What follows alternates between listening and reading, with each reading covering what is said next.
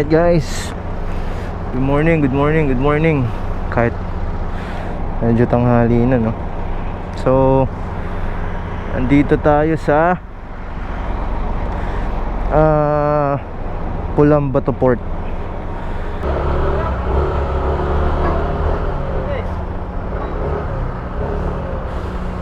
Alright, so welcome to Cebu City. Right.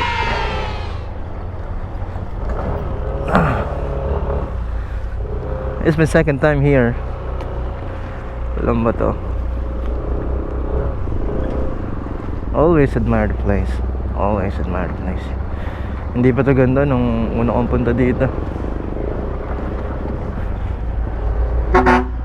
Place is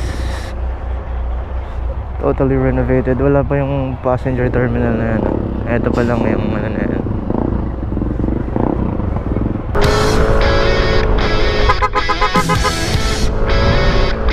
Welcome to Cebu City! Yeah!